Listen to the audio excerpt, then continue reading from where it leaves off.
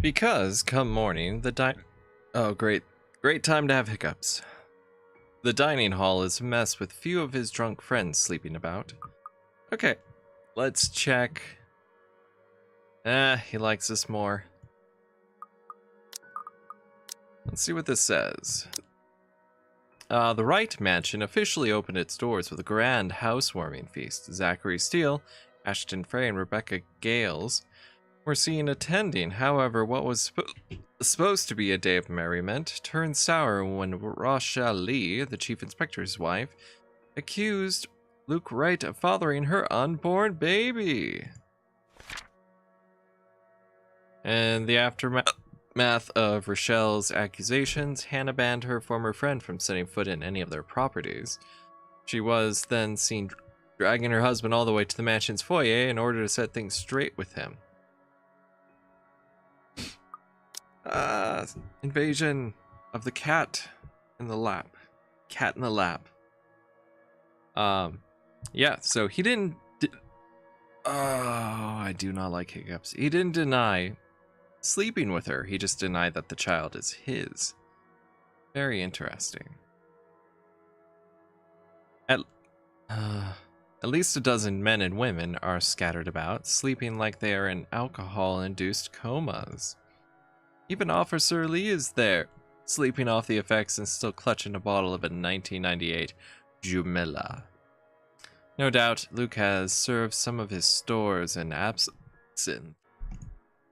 Judging by the faint, burnt smell, they had set fire to the latter too. No bohemian. There is only so much I can tolerate, as we have Johans retrieve every single one and get them a cab. And they are everywhere, just everywhere. They're underneath the table, they're in the bathtubs, all 13 bathtubs. And there's even one half stuck in the fireplace. Very odd.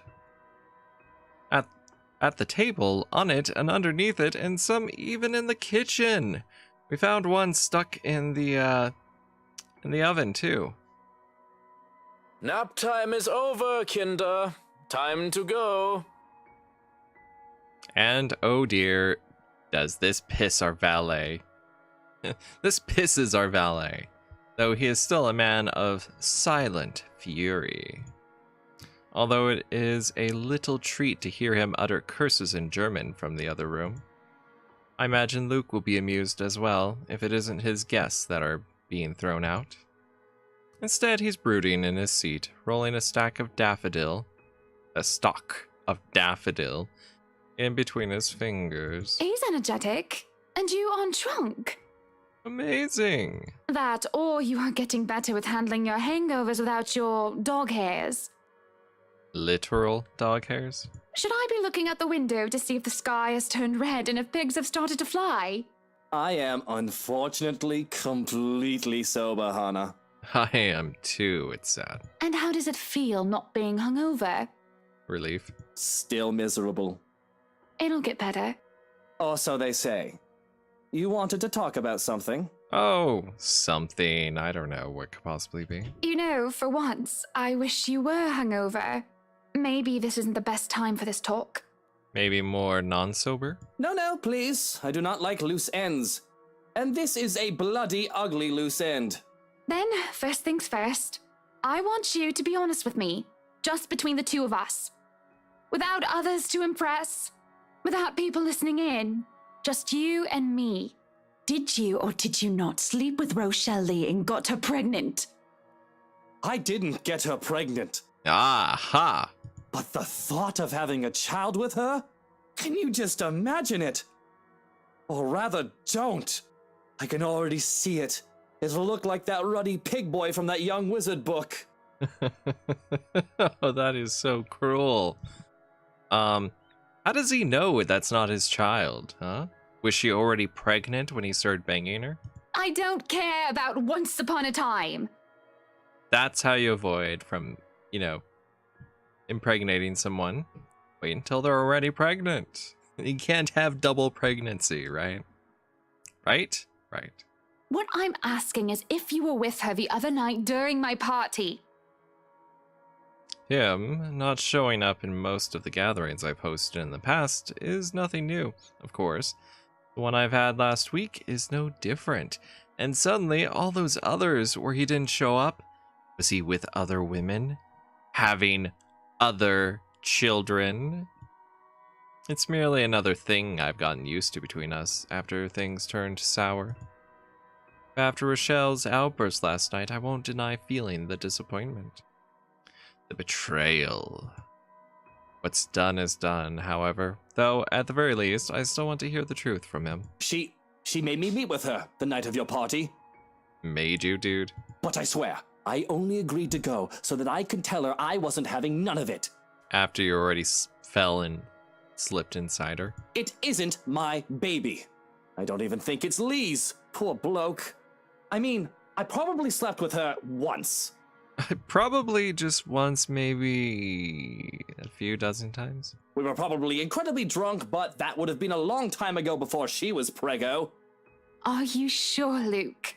You're not making anything up or leaving anything out? Of course not. Can't be sure with that, alcoholism, right? I swear it on my mother's grave. He swears it, he says, as he hands me the flower with such tenderness. And I believe him. Well, if that's all you wanted to talk about, you shouldn't have made me worry. For the sake of my sanity and for the sake of our marriage, I'll pretend that you never said any of that. Are you sure you aren't drunk now? Haven't had a single drop and hating it. Oh, those withdrawals. Would you like something to drink? Because I'm not done. I have something else to tell you. No thanks, maybe I will after this little talk you wanted to have. I already told you, and you already said you believe me that the brat isn't my child. I already spilled that I might have had drunken sex with her once, and you wish to wipe that off your memory. Be hilarious if the kid pops out and it's blonde with green eyes. So do we have anything else to talk about? Because have at it, I'm all ears. Wow, he is just so cavalier about this after, admitting, yeah, I slept with her. Big deal. Let's get over it. Gods, I was super drunk. So, I don't remember how many times it may have happened, but it doesn't matter. I was drunk. It doesn't count. Drunk sex doesn't count, apparently. You're pretty miffed for someone who just admitted to his wife that he's cheated. And you're stalling. I can tell that incident has you shaken up. Yeah, Hannah. What is wrong with you, Hannah? So why don't you just spit it out and get this all over with? Stop the mind games, Hannah. I'm pregnant. Oh. What? Come again? You are not the father. You heard me. You've got to be kidding, right? Oh, gods. No, don't. This must be some kind of joke. Are you taking the piss at me? Because, woman, I don't need a second fake pregnancy. Instead of answering, however, I stay silent and let the matter of the fact sink into his head. His face heats up for a moment before he goes pale. God, he's turning purple. He's not turning pale, he's turning purple. He raises a hand in the hopes of asking for a drink, but the morning staff are still busy evicting the last of his inebriated companions. And he doesn't even bother to bark out orders as if he's lost his very voice. Actually, he looks like he's on the verge of hyperventilating. This is Hannah, darling. This is terrible. I need some air. How long have you been? 3 months. And the twins. Although we don't know yet if they're a boy or a girl or... I'm so sorry, dude. Oh, I'm so sorry for both of you. You have enough money to pay people to take care of them so you can get a full night's rest and work all day and still go out without having to compromise your social lives. So yeah, it's gonna work out great for you. You got enough money for it. Or both. Good God! Twins! I'm going to be a father to two tiny, tiny, tiny babies. Breathe, Luke. Breathe. Goodness, Luke, I'm the one who's pregnant here, not you. No, don't touch me! Stay away! Oh, beautiful drama. A scream cuts off my amusement, and without thinking, Luke and I rush to the foyer. Oh, the music hints at something up. There stands a crazed-looking chief inspector, thrashing about as he tries to make it up the stairs while Johannes holds him back. What is going on here? Und tschüss. All the Schweinehunde must leave, including you, Chef Inspector. This one is very problematic and will not leave. No, you can't make me leave! I need to stay here for her! I need to help her! Oh gods. What if he got touched by the curse? Ooh. Oh, Rochelle? She's probably already at home, dearie. Or she might have already gone and skipped town. Who knows? Oh, for the love of... There's no point talking logic in him. Lee, go home. You're drunk. Can't you hear her crying? She was crying, just weeping and in so much pain last night. I couldn't help her. Drunk, sobbing bastard that I am. But my help. She needs my help. Tell your fucking stupid lapdog to let go of me, Luke! Or I'm gonna knock him down and I'm gonna knock the two of you down too! Whoa, dude. Language! I've already dealt with your wife, so don't make me deal with you, Lee. Or I swear I'll... Hannah, enough. Don't stress yourself over him. It'll be bad for the twins. So go back to your breakfast and let me handle this, okay? Are you sure? Why wouldn't I be? Now, go ahead and do something less stressful. Go ahead. And do nothing. There isn't much to do, it seems, whenever I step up to the plate and try to take responsibility for something. Perhaps because everything is already being handled by someone hired specifically for that job.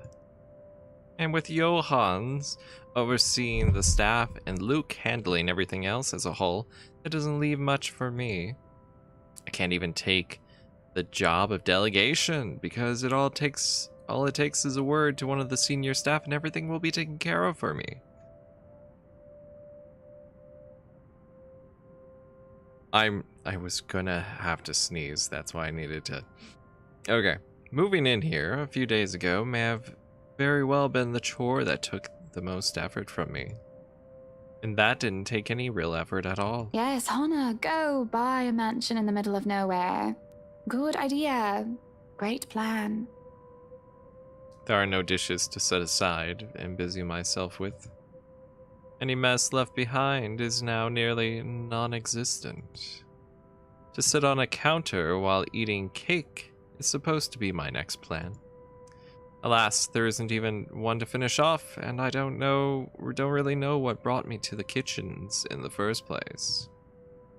It's not like I'm craving anything else, nor do I have any unfinished business left here. Oh my god, the thing's in there. That's right, she heard the crying from in there. That's what's gonna happen. There's a calling to this room. Speaking of calling, why not just do that? Do some calling? Might as well, since I have nothing else to do. At least that will require some effort on my part.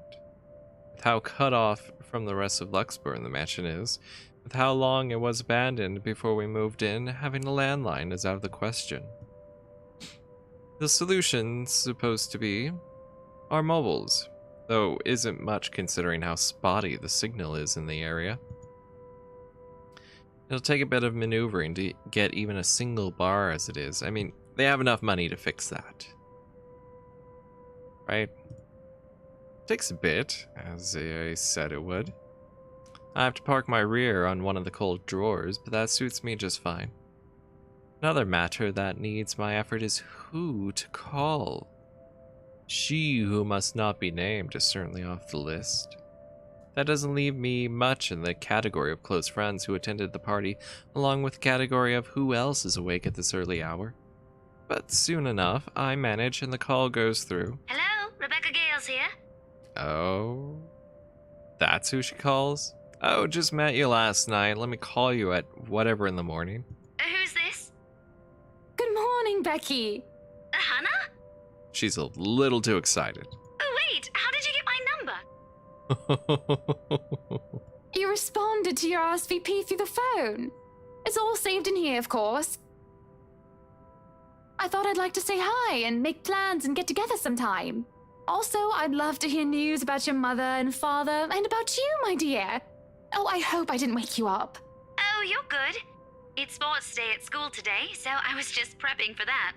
Figures that you'd be a teacher as well. I'm sure your students must absolutely adore you. They hate her. Don't know about that. Mathematics? History, actually. Anyway, it's real nice to know you've got my number. I was going to ask for yours because Mom wanted to keep in touch. You could have asked, silly girl. I would have gladly given it to you. Couldn't, though, because, well, the thing that happened. But really am sorry, though. I gotta run. School, schedule, stuff. Is there anything else you want to say? Don't want to use the mobile while driving. Oh, of course, of course. I shouldn't keep you. But I wanted to thank you for your company yesterday. Not a problem. And for that other thing as well. What for now? For what you said to me. With what had happened. It's been very helpful in... Oh, gods. I hate that sound. The call starts to go to static, much to my frustration. A strange clicking noise drowns out most of her words, too. I doubt she can understand what I'm saying. And the line completely dies. Gods. I can feel a headache coming along. It's just building up. Starting from a light throbbing on one side of my head. The static is gone, and that helps a lot. But there is still that incessant, horrible clicking. Again and again and again. Which doesn't make sense. The mobile's turned off, isn't it? And if it isn't coming from the phone, then where could it possibly come from? Looking about, I can't help but let my eyes be drawn to the hatch leading into the wine cellar once more. Oh no. Are we gonna have to make a decision on whether or not she's gonna live or not? Oh my god. And if we cause her to die, we'll be killing 3 people total because of the twins. Oh no. Oh no. That's when the clicking stops and I can hear that crying, that familiar crying from before. What happened the other day when I was told that nobody should be down there? I tried to forget it because of how it unsettled me, so... One can hardly do that when I'm looking at the very thing I'm trying to forget. Somebody is crying down there again. And if I leave it alone, it simply won't stop bothering me for the rest of the day. They might have forgotten to lock it with the party going on. This again? If somebody is pulling my leg, I will not be happy. Oh no, true enough, all it takes is a bit of a pull to open the hatch. As I look down to the cellar, a sense of uneasiness washes over me. It's way too dark for someone to be in there. Run, Hannah! It just isn't the sudden onset of vertigo and nausea, but also the darkness. It's suffocating. Oh my goodness, what if there's multiple apparitions and ghosts? There's like the one upstairs that Chief Inspector Lee was trying to get to help, who's in that room, and then there was one who was locked in the cellar, just in the dark, left to cry. Oh. Horrible things happened in this house, I think. And as I look down, it feels as if it's looking back at me. I worry that something will suddenly pull me into the deep.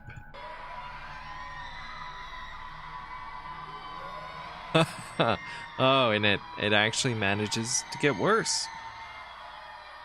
The cry is drowned beneath the shrieks that start echoing in my head. high and shrill like nails being dragged across a chalkboard. They're all screaming, shouting at me, and I can just feel her rage. Help me! She wants to drown me, drag me down, and crush me in the very depths of darkness, until there is nothing left of me. The deep abyss waits for me, for my death. They're all calling for it. Oh my god, it's like all the... What if it was more than, you know, these two women? What if there was a history of women just being abused? And they're all their spirits are down there. This is a nightmare. Oh, yeah. There's a rope around my neck, and I can feel the rest of me being torn apart. What? And they're still screaming. I'm screaming, though it is not my voice that escapes my lips. It claws through, climbing up and forcing its way up my throat like putrid bile. I choke and gag, yet I scream and shriek all at the same time. And I'm me, but not me. Oh, I don't have, I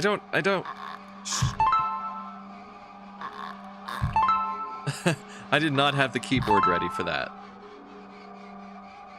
I'm sorry, Hannah and the twins. Oh, no, wait, never mind.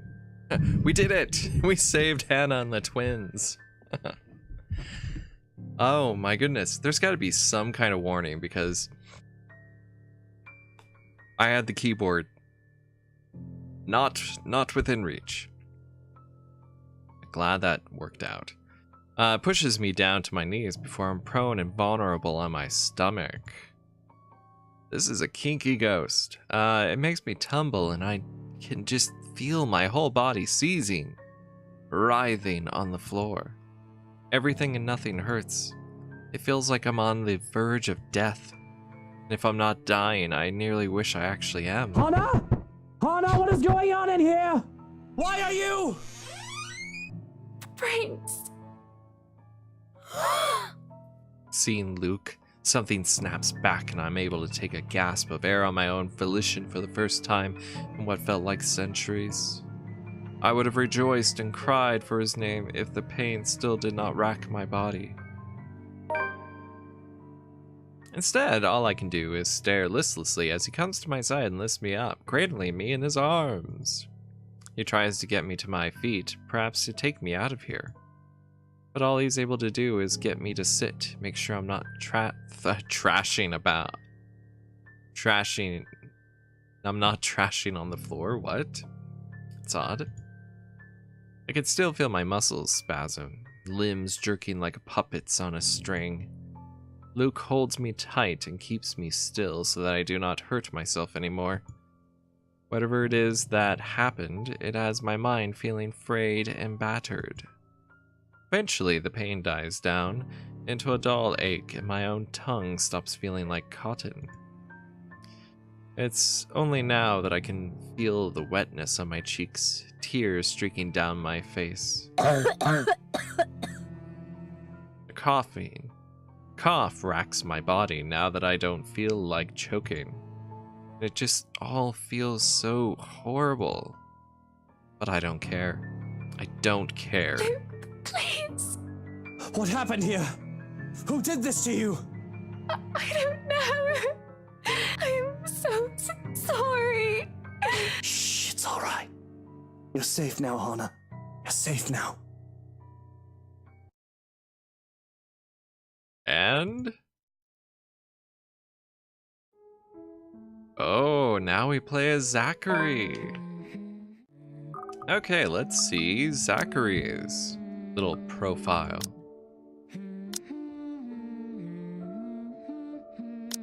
No, not yet. Okay, Zachary Zach Steele. Born March 20th, Pisces, 31 years old. Height, 6 foot. Occupation, freelance photographer. American. Agnostic. I saw agnostic and I mixed American and an agnostic. Diploma in digital film, likes pie, good man, photography and filmography, documentaries, cooking, acoustic guitar, and video games. Before his parents' death, he lived in New Jersey where his family owned a diner and bakery. He and his older sister were orphaned due to a hate crime, and they were forced to move to England where their grandparents lived. He had loved cooking and helping out with their old diner, but grew lazy and disinterested after the incident. It did not help that he was one of the few blacks in a predominantly white community at the time. His passion for the visual arts was sparked when he found old Polaroids and home movies of his parents. Freelancing helped pay his rent, but the man had long set his sights on the indie film scene. It was during the creation of his first documentary that a robbery occurred and Ashton was there to investigate. Being in the wrong place at the wrong time led to Zachary being placed as a suspect, but the rookie detective helped him clear his name. I don't know what's going on with this humming. A pleasant aroma hits me long before I cross the threshold.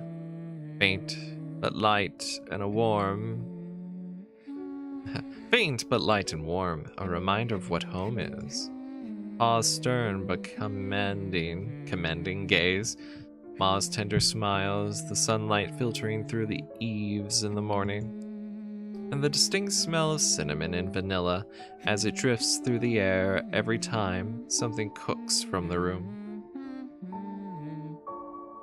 The room, our room, Ma and Pa's pride and joy. My sister and I, too, eventually... Wait. Sorry, I interpret it as they too eventually cook. As in they're being cooked. But we ain't... Oh, that's gonna bother me. But we aren't allowed there. Not yet. Not until we're taller or older. Not until we've learned how to take care of ourselves and not burn our hands or reach the cupboards without having to be lifted. But a little peek wouldn't hurt, yeah? The floorboards are cold under my feet more than it usually is, the walls more forbidding than what I'm used to. Farther and farther the room goes. Ma's singing ceases and Pa... No, please wait! I'll be good. I'll sleep on time. Huh? Don't go! I can't hear Pa. Ah. Not above the raucous clanging and the deafening roar of gunshots, nor the screams replacing the comforting soft melodies. There's only the blinding fear. When my foot slips, the red sea that catches me is bitter and frigid, but the blood that drips my hand is warm, warm, warm. And it isn't my blood. The walls tumble and everything goes quiet. It takes a few moments for everything to fall into place, for my eyes to adjust to the relative darkness of the room. You know what? His room looks pretty decent. Much less noodle cups. Despite the pleasant chill the AC brings, my shirt is clinging tightly to me, and my blanket is tangled mess around my throat. Morning has not even arrived, and yet... Way too early for this thing, man. And too long. Too long since last time I've woken up drenched in my own sweat, head littered with thoughts that are gone as soon as my eyes open. All too often, only imprints and brief images are left to haunt me for the rest of the day, or until my mind forgets about it. Egad, whichever comes first. Yet, vivid or not, what little I can remember does not matter. Regardless, the desperation sticks, clawing up, pushing, urging me to relive every moment, every sensation, and... fell back asleep? Always interesting when you fall back asleep and you continue a dream. Not great when it's a bad dream. There's a twinkle in Ma's eyes when she looks up from her work, flour dusting her nose and cheeks. Why? I mean, it was a bakery. Why not just throw some kind of burning item with all that flour? Didn't have to do gunshots. Anyway, flour dusting her nose and cheeks. The scent of freshly baked bread wafts from the oven as soon as Pa opens it, and the homely fragrance of honey fills the room. He reaches up to wipe the small beads of sweat away from his forehead before gesturing for me to come closer. The moment he spots me on my little hiding place behind the door. I expected him to be angry, but his pat on my back when I come within his arm's reach is encouraging enough. We'll have to taste these first before we put it up for sale tomorrow. You up for it, little man? Is it good enough? A knock cuts through the air before I can answer. Sharp, heavy, demanding, familiar. Too distantly familiar. Ma ushers me to the kitchen when Pa moves to answer it, but I know what waits outside. The taste of blood in my mouth sends an unpleasant churning in my gut. Whose blood did he taste that day? Did he bite his own mouth? Ma's apron crinkles under my tight grip. Something snaps back into place. My bed remains in utter disarray. The walls still need a new paint job, and the wall clock ticking opposite my bed is as unsettling as ever. Ash is right. Should have already replaced that when I had the chance. You're no longer there, Zachary. Here and there are miles apart. Calm down. Breathe. Describe your surroundings. The pressure of my own fingers against my temples, a welcome sensation over the anxiety gripping me. By the way, describing your surroundings, like you see a red chair and such, can help with anxiety if you're fortunate. I never really did anything to stave off the headache, sure to follow after this before. But it grounds me. A little reminder that I am safe, away from the place I once called home, from Ma and Pa's. The urgency with each rap that follows finally chases away the ghosts threatening to hang around. And we got enough ghosts as it is. Why anyone thinks it's a good idea to knock at someone else's door this late confuses me, and little bit arouses me.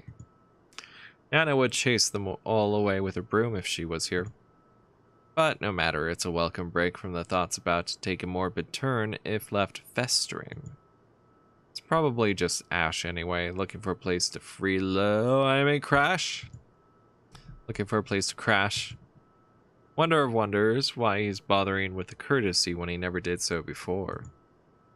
Even with that hunch, though, habit compels me to check who it is first through the peephole. Better safe than sorry, they say, especially when hate crimes abound. Except the person that greets me on the other side is not him. Unless his hair grew longer overnight and he started wearing a ponytail and had breasts, and, of course, which I highly doubt will happen anytime soon. But you never know, no matter how funny that looks in my head. I waste no time opening the latches. Isabella, it's late. This is a little too early for a booty call, but okay, we can do it. She is in such a need that her face has gone purple. Oh my god, did she survive? Is this her surviving? Oh, I hope so. There's something I can't quite pinpoint in her eyes when she looks up. Her face a pallid shade, shoulders tense, breathing heavy, and an uncontrollable shaking in her hands she's trying to hold back. Hide, if I didn't know any better. Hey, Zach.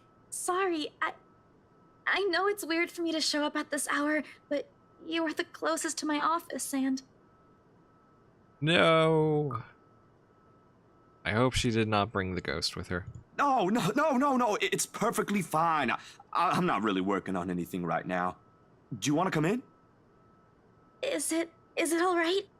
I know you should be sleeping at this hour, but I thought... I'm sorry, I just thought... I have no idea why I went here. My feet just moved on their own after I got out of the office, and... Instinct for that booty call. Sorry. She trails off, her voice lost in the muggy night air. I wait for her to say more, but instead her only response is a downward shift of her gaze, back to her still trembling hands, as if the motion alone is enough of an explanation. Minuscule gesture. Easy to miss if one is not paying attention. But for someone who has seen the same expression on the mirror, done the same thing too many times when night terrors are inevitable, it is not. Hey, don't worry about it. At least you not. Ash just barges in and crashes on the couch whenever he feels like it. I swear that guy is one fine hairline away from being a criminal. Well, it takes one to catch one. Besides, you already know you can count on me whenever. Without waiting for her to answer, I step away from the door and saunter over to the kitchenette.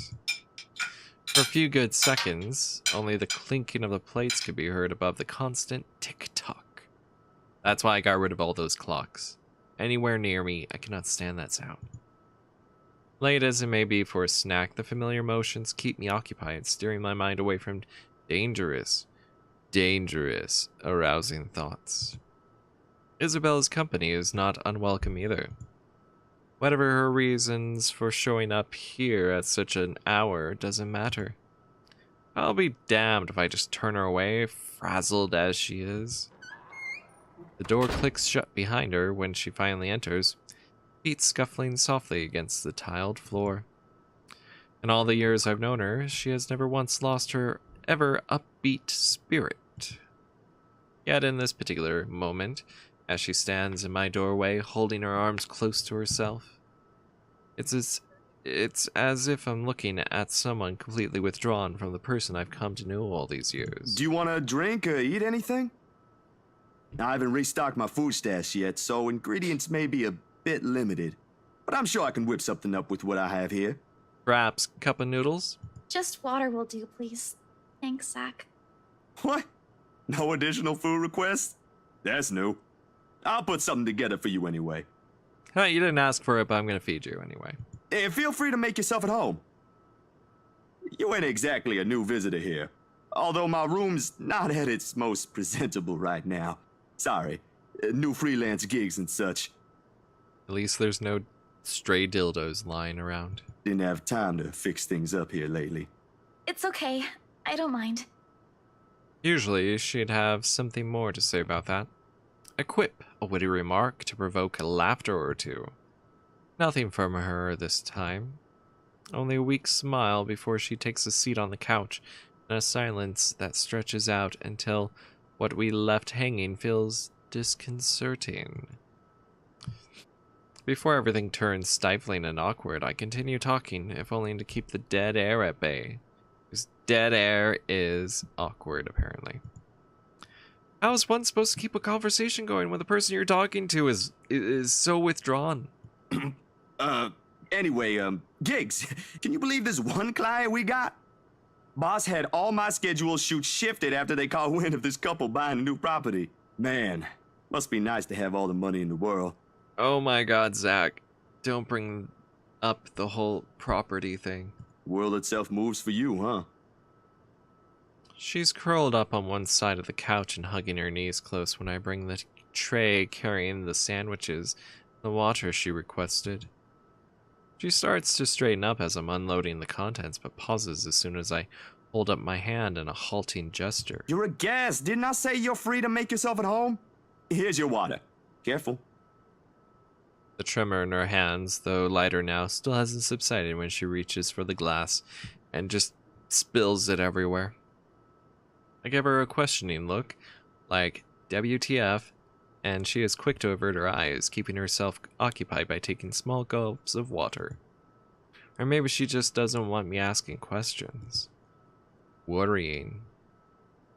A sudden loss for words, this bout of quiet not normally present in our chats.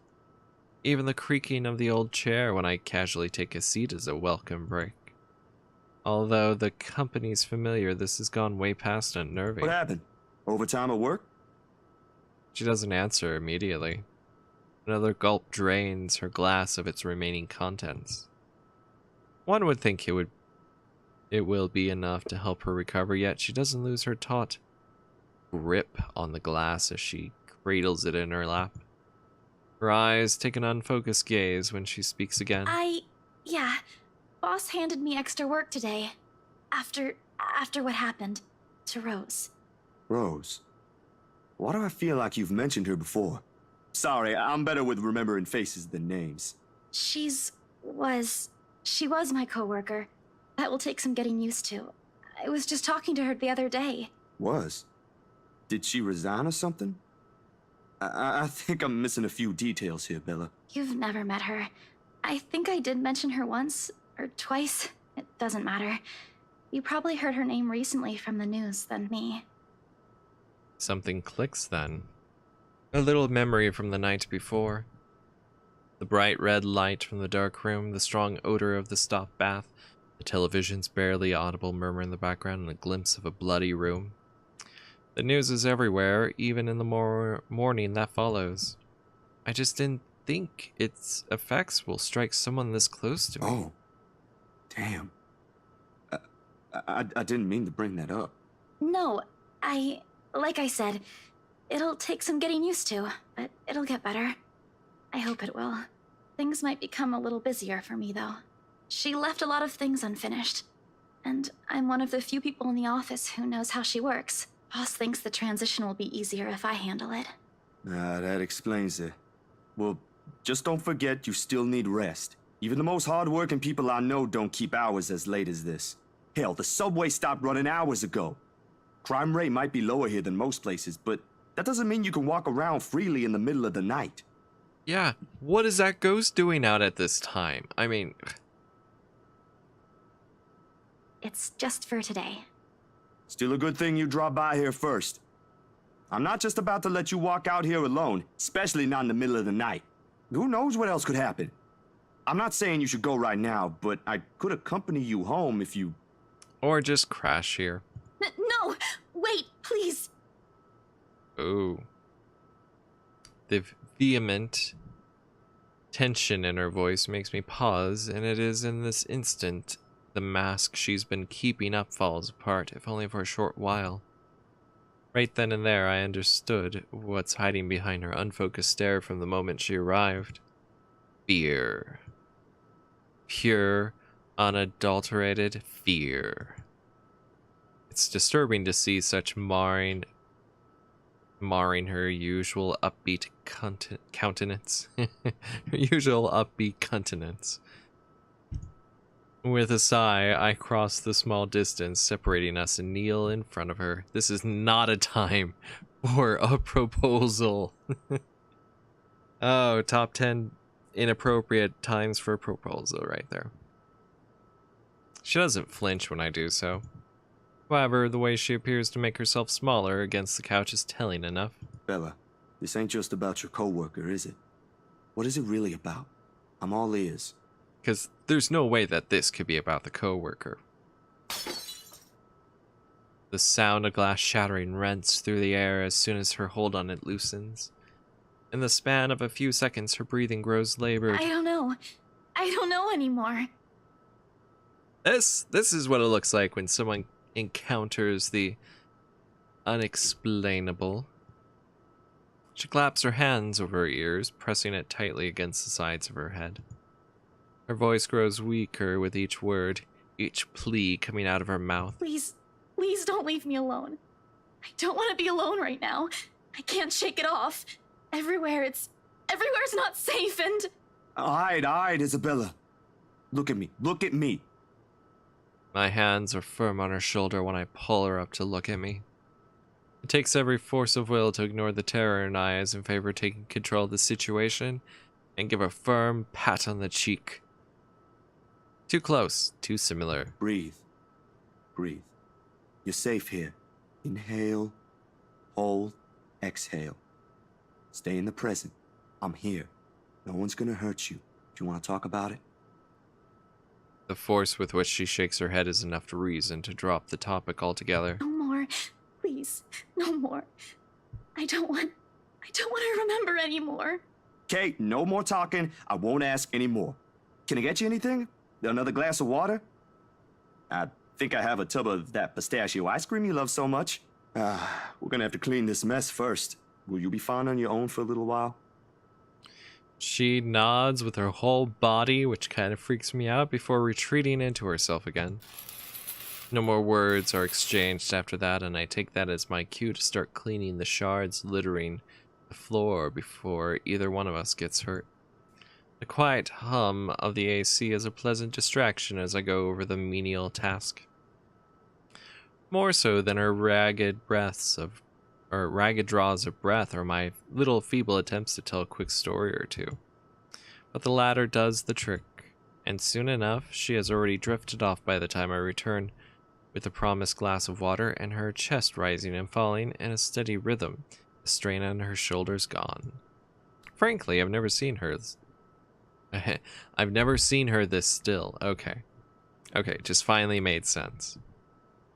She mumbles something I don't quite catch when I carry her to the empty bed and hugs herself tighter against the mess of blankets. In spite of the fact that she appears relaxed, the small frown on her face hasn't quite disappeared. Whatever happened to her won't be leaving her anytime soon. But for her sake, I hope it won't stay long with her. Because, no matter what promises I made, this is a kind of fear no person could shield her from. I should know. There are still questions left to be answered. But the late hour, coupled with the sudden exhaustion, made my old couch a more comfortable bed than it typically is. Darkness immediately welcomes me as soon as my head hits my makeshift pillow. I can only wish the dreams will keep at a distance for now. For both of us. October 25th, Tuesday. Alright. That is it for now. We shall see what happens to Zachary next time.